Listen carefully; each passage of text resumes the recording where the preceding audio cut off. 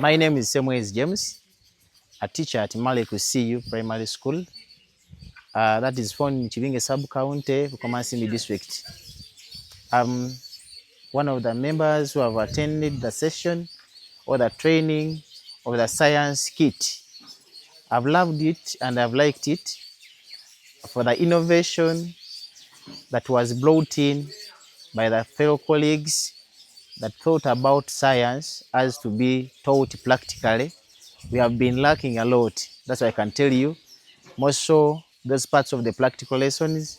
I've loved that part of simple machines, teaching about the friction part of it. I've loved those models that have been brought out.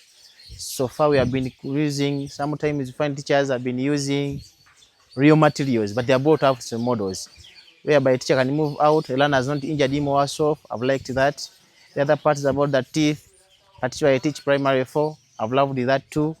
I teach also primary 5, which is part of practical, the so-called measurement. We have seen the weighing balance, the electronic one. We have got a chance also to see the beakers, which we lastly saw them. We have been using cups and jerry cans. We have used in bottles. But this time, we are going to change science. I think our learners are going to enjoy it, and we are going to make science lively, and it's going to be practical. So I do thank my head teacher for enabling me, also for allowing me to attend the session, and also I thank the DIS through the DEO for organizing this session for us, this training for us.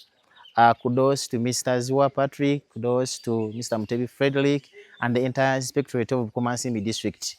Also, my vote of thanks to the Ministry of Education and Sports, together with the Riverflow International, for organizing, for investing in the education system of Uganda. Thank you so much. May the living God bless you so much.